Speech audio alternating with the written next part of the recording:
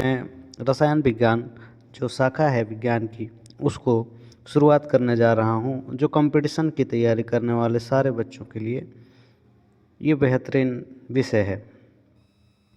तो रसायन विज्ञान क्या है? रसायन विज्ञान विज्ञान की वह शाखा है जिसके अंतर्गत पदार्थों के गुणों, संगठन, संरचना और उनमें होने वाले परिवर्तनों एवं इनकी क्रिया प्रतिक्रिया का अध्ययन किया जाता है। केमिस्ट्री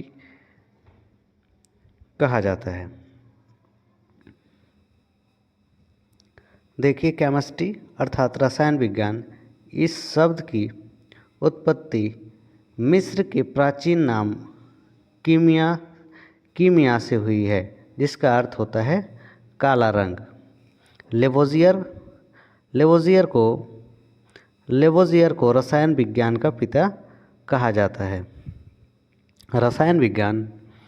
रसायन विज्ञान जो है इसको अलग अलग शाखाओं में बांटा गया है। भौतिक रसायन विज्ञान, अकार्बनिक रसायन विज्ञान, कार्बनिक, जैव रसायन विज्ञान, विद्युत रसायन विज्ञान, विश्लेषणात्मक रसायन विज्ञान, पर्यावरण रसायन विज्ञान, नाभिकीय रसायन विज्ञान और प्रकाश रसायन विज्ञान।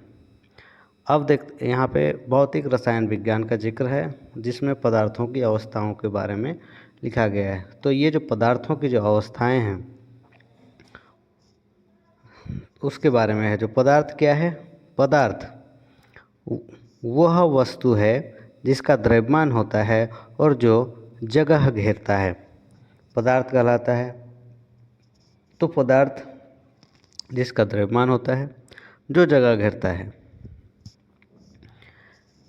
यही पदार्थ का डेफिनेशन है। जैसे कि कागज, लकड़ी, मिट्टी, लोहा, मोम, जल, दूध, दही, वायु, ऑक्सीजन, संगमरमर और चूना, ये सब के द्रव्यमान होते हैं और जो स्थान घेरती है। पदार्थों के कुछ अभिलक्षणीय गुण होते हैं।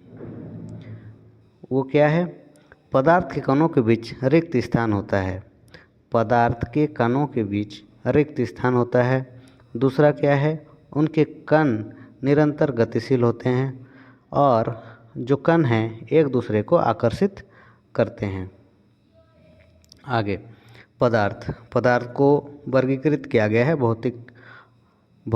इसकी जो पदार्थ की भौतिकी वर्गीकरण, रासायनिक वर्गीकरण किया जाए तो भौतिकी वर्गीकरण के अनुसार पदार्थ को ठोस में, द्रव में और गैस में बांटा गया है।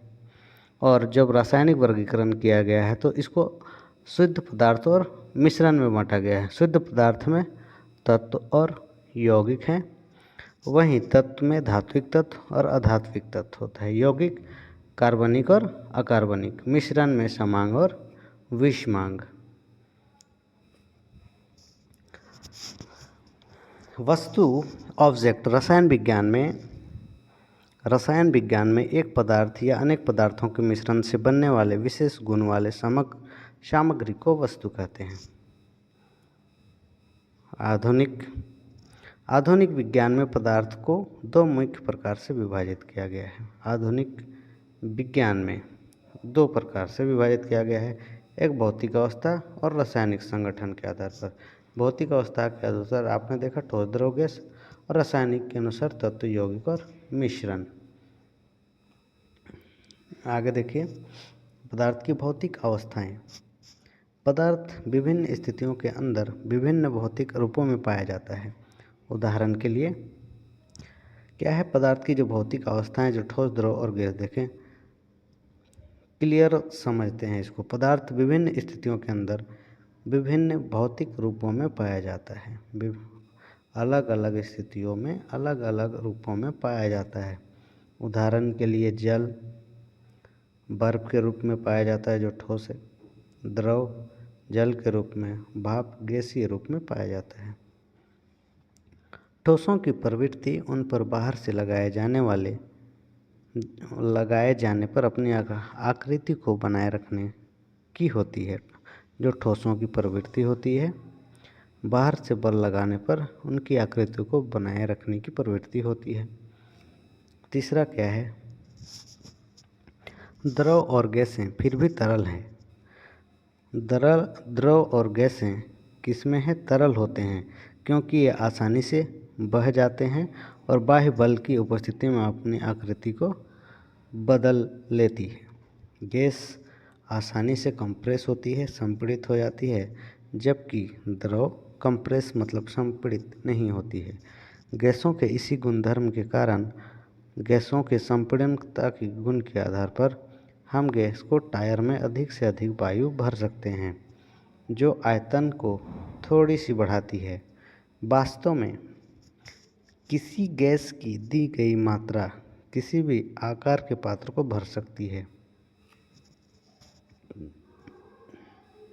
थोड़ी सी मात्रा की गैस फैलकर पूरे पात्र को भर देती है। दूसरी तरफ अधिक मात्रा की गैस को संपीड़ित कर छोटी जगह में भर सकते हैं। जैसे प्राकृतिक गैस को संपीड़ित करके गाड़ियों के ईंधन के लिए सीएनजी जो बढ़ते हैं कंप्रेस नेचुरल गैस के रूप में उपयोग कर सकते हैं। कठोरता और संपीड़नता के आधार पर हम पदार्थ को 3 अवस्थाओं में विभाजित कर सकते हैं, ठोस, द्रव और गैस। तो ठोस क्या है?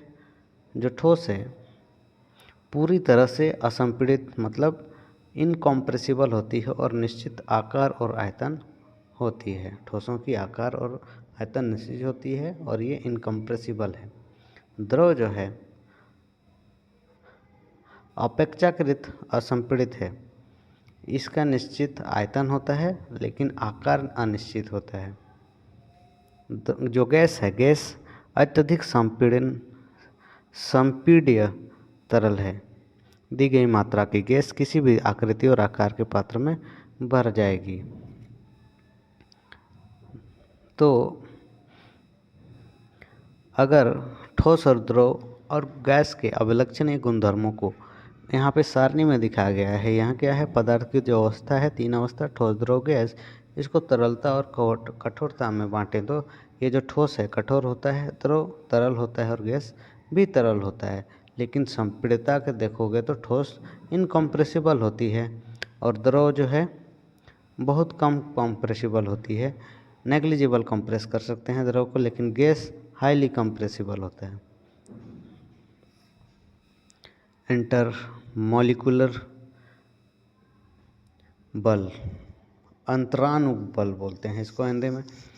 पदार्थों की ठोस और द्रव एवं गैसीय अवस्थाओं के संगठक कणों के बीच में लगने वाले बलों के आधार पर भी समझा जा सकता है। इन बलों को इंटरमॉलिक्यूलर बल कहते हैं। 3 अवस्था में अंतराणु बल की भूमिका महत्वपूर्ण है। ठोसों के संदर्भ में जो ये बल होती है काफ़ी प्रबल होती है, जिस कारण कण आपस में प्रबलता से बंधे होते हैं। तो जो ठोस हैं वो किस कारण से, कौन से ऐसे बल है जिसके कारण आपस में प्रबलता से बंधे होते हैं? तो यही है इंटरमॉलिक्यूलर फोर्स के कारण। इसलिए इसकी आकृति निश्चित होती है। ठोसों में कण आपस में बहुत ही अत्यधिक निकट होते हैं, इसलिए इसे उच्च घनत्व और असंपीड़ितता होती है। वास्तव में उच्च दाब के फलस्वरूप आयतन में कम प्रभाव पड़ता है। यही इंटरमॉलिक्यूलर फोर्स बहुत ज़्यादा हो जाती है। इसके जो कण हैं बहुत नज़दीक होते हैं, इसी कारण। द्रव में ये जो अंतराणुक बल होता है अत्यधिक प्रबल होता है कि ढेर में कणों को एकत्रित रख, परंतु इतना भी अधिक मजबूत नहीं होता है कि इनको निश्चित स्थिति में रखे। इसी कारण द्रव में तरलता आती है और निश्चित आकृति नहीं होती है। गैसों में जो अंतराणुक बल बहुत ही कम होता है। ठीक है।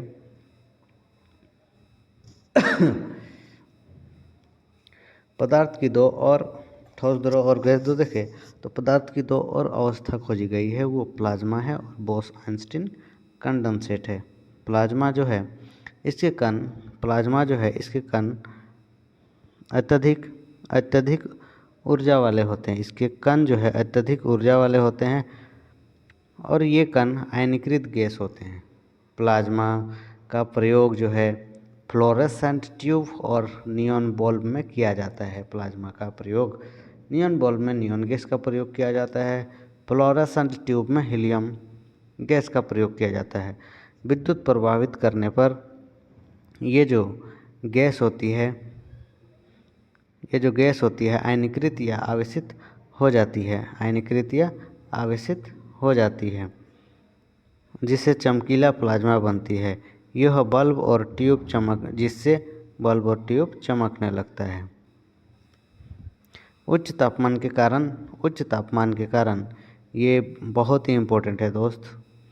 उच्च तापमान के कारण सूर्य और तारों में प्लाज्मा तैयार होता है और चमकते रहता है।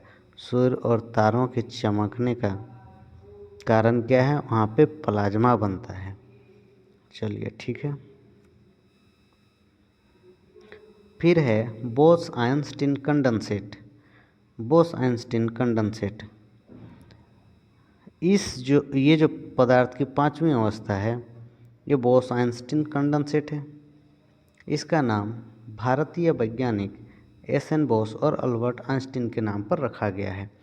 इसके अनुसार सामान्य जो वायु है उसके घनत्व के 1,00,000वें भाग के उतने कम घनत्व वाले गैस को बहुत ही कम तापमान पर ठंडा करने पर बोस आइंस्टीन कंडेंसेट तैयार हो जाता है। पदार्थों की भौतिक अवस्था में परिवर्तन किस तरह से होती है? देखिए, एक ही पदार्थ तीनों भौतिक अवस्था में रह सकते हैं। क्या रह सकते हैं? तो बिल्कुल रह सकते हैं, तीनों भौतिक अवस्था में रह सकते हैं। पदार्थों की तीनों भौतिक अवस्थाएं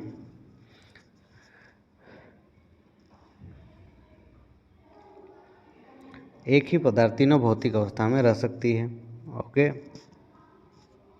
पदार्थ को तीनों भौतिक अवस्थाएं देखिए, जो ठोस है उसको गर्म करने पर द्रव में बदल जाती है, द्रव को गर्म करने पर गैस में बदल जाती है, लेकिन गैस को फिर ठंडा किया जाए तो द्रव में, और द्रव को फिर ठंडा किया जाए तो ठोस बन जाती है। एग्जाम्पल यहाँ पे दिया गया है। अगर बर्फ़ है, बर्फ़ किसका एग्जाम्पल है? ठोस का। बर्फ़ को अगर 0 डिग्री सेल्सियस ऊपर गर्म किया जाए तो जल बन जाता है, और जल को फिर 100 डिग्री सेंटीग्रेड टेम्परेचर के ऊपर गर्म कर दे तो ये गैस या जलवाष्प बन जाती है। लेकिन यही जलवाष्प जो गैस का एग्जाम्पल है, 100 डिग्री सेल्सियस के नीचे ठंडा किया जाए तो ये द्रव बन जाती है, और 0 डिग्री सेंटीग्रेड के नीचे ठंडा किया जाए तो ये ठोस बन जाती है। ताप और दाब का पदार्थ की अवस्था पर क्या क्या प्रभाव होती है, इसको देखते हैं।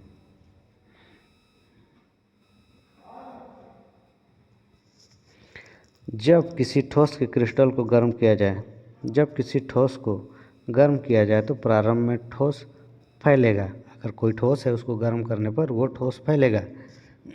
ठीक है, क्योंकि कणों की गतिज ऊर्जा में वृद्धि हो जाती है। ऐसे क्यों? क्योंकि कण के गतिज ऊर्जा में वृद्धि हो जाती है और अणु तेजी से कंपन करने लगते हैं, और कंपनता के कारण दूर जाने लगते हैं और अपना स्थान लेने लगेंगे, और अंततः क्या हो जाएगी?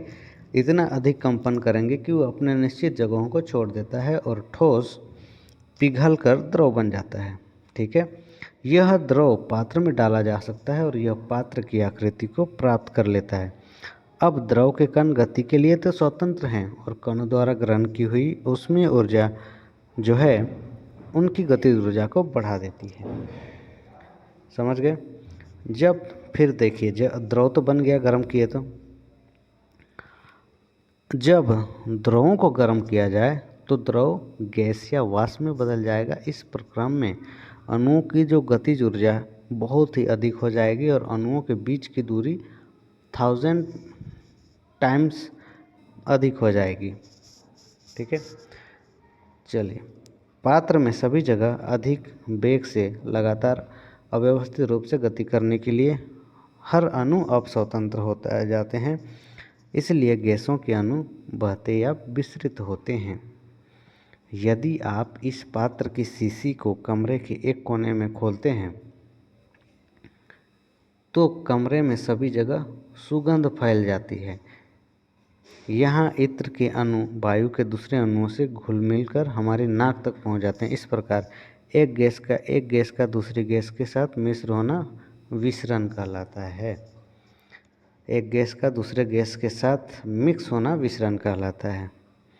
रासायनिक संगठन के आधार पर संसार के समस्त पदार्थों को 3 भागों में बांटा गया है, तत्व, यौगिक और मिश्रण। ये तत्व, यौगिक और जो मिश्रण है, इसको ये रासायनिक संगठन के अकॉर्डिंग इसको बांटा गया है। अब देखते हैं तत्व के बारे में। तत्व क्या है?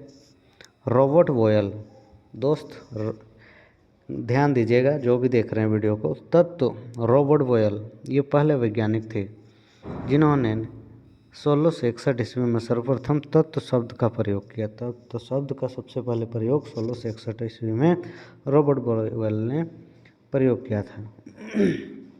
फिर एक लेवोजियर हुए, इन्होंने तत्व की उपयोगी परिभाषा संस्थापित की, तत्व की परिभाषा दिया। इसके अनुसार क्या है? तत्व वह आधारभूत रूप है द्रव्य का जिसे रासायनिक अभिक्रियाओं द्वारा सरल पदार्थों में नहीं तोड़ा जा सकता है। ठीक है। एक तत्व केवल एक ही प्रकार के परमाणुओं से, ये जो एक तत्व केवल एक ही प्रकार के परमाणुओं से बना होता है, जैसे हाइड्रोजन है, आयरन है, गोल्ड है, प्लेटिनम इत्यादि तत्वों के उदाहरण हैं। अब तक जो तत्व बने हैं 112 से अधिक तत्व ज्ञात हैं, जिनमें 92 तत्व प्रकृति में पाए जाते हैं, जबकि शेष जो हैं 112 में 92 घटा दो तो जितने भी बचते हैं वो कृत्रिम रूप से बनाए गए हैं। धातु के बारे में क्या है कि धातु है वो चमकीले होते हैं, चांदी जैसे सफ़ेद या सोने की तरह पीले होकर रंग के होते हैं। ये ताप एवं विद्युत के सुचालक होते हैं, ताप और विद्युत के सुचालक होते हैं। ये तन्य होती है, तन्य होती है का मतलब तार के रूप में खींचा जा सकता है। आघातवर्धनीय होती है, इसका मतलब है इसको पीट कर पतले चादरों में डाला जा सकता है। ठीक है। और ये प्रतिध्वनित होती है। धातु सोना, चांदी, तांबा, लोहा, सोडियम, पोटेशियम ये है, लेकिन ये इसके है वो पारा धातु है जो कमरे के तापमान पर द्रव अवस्था में पाया जाता है। अधातु अलग अलग रंगों की होती है। ये ताप और विद्युत के कुचालक होते हैं, ताप और विद्युत के कुचालक होते हैं अधातु। Hydrogen, oxygen, iodine, carbon, bromine, chlorine ये सब अधातु हैं। उपधातु कुछ तत्व धातु और अधातु के बीच के गुणों को दर्शाता है, जिन्हें उपधातु कहते हैं। धातु और अधातु के बीच के गुणों को दर्शाने वाले को उपधातु कहते हैं। इनके एग्जाम्पल है बोरॉन, सिलिकॉन और जर्मेनियम। कुछ नोट्स में दिया गया है, इस पर ध्यान देते हैं। अधिकतर जो तत्व है वो अधिकतर तत्व ठोस हैं। अधिकतर तत्व किसमें है? ठोस हैं। 11 तत्व है जो कमरे के ताप पर गैस हैं। 11 तत्व जो कमरे के ताप पर गैस हैं। 2 तत्व गैलियम और सीजियम तत्व कमरे के तापमान पर अर्थात 303 केल्विन से कुछ अधिक तापमान पर द्रवावस्था ले लेते हैं, गैलियम और सीजियम। चलिए, ऑक्सीजन पृथ्वी पर पाए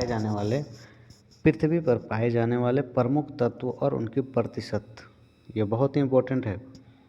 पृथ्वी पर पाए जाने वाले प्रमुख तत्व oxygen, aluminium, calcium, potassium, silicon, लोहा, इनका परसेंटेज देखिए। ऑक्सीजन का परसेंटेज है 49। ऑक्सीजन का परसेंटेज जो पृथ्वी पर पाया जाता है, भूपटल में कितना परसेंट पाया जाता है? तो 49.9%। एल्युमिनियम 7.3%, कैल्शियम 3.2%, पोटेशियम 2.3%, सिलिकॉन 26%, लोहा 4%, सोडियम 2.3, मैग्नीशियम 2.1।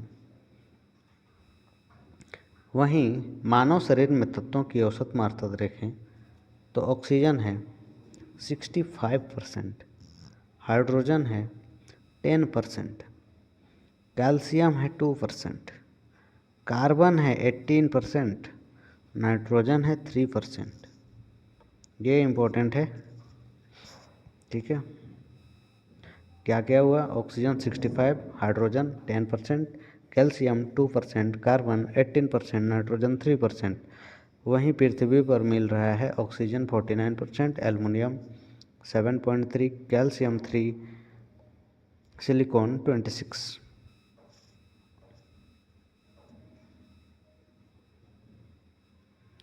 जो द्रव्य हैं शुद्ध मिश्रण, शुद्ध में तत्व और यौगिक है, तत्व में धातु, अधातु, उपधातु है, यौगिक में कार्बनिक और अकार्बनिक।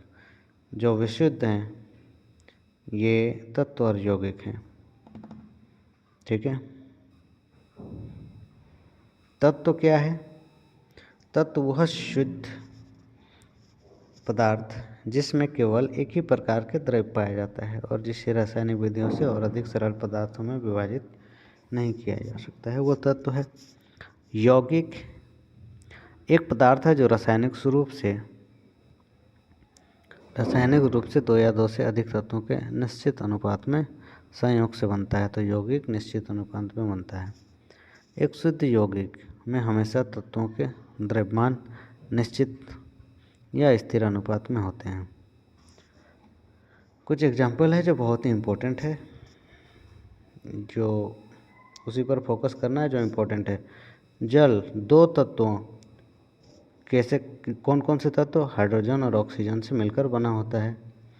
जल के सभी नमूनों में दो तत्वों के द्रव्यमान 1 और 8 के अनुपात में होता है। हाइड्रोजन और जो तत्व हैं 1 और 8 के अनुपात में होता है। सोडियम क्लोराइड के द्रव्यमान के अनुपात में 60.66% क्लोरीन होता है। चाहे इसे हम नमक के खानों से या समुद्र के जल क्रिस्टलन से या सोडियम और क्लोरीन तत्वों के मिलाकर संश्लेषण से प्राप्त करें। क्लोरीन 60.66 होगी ही।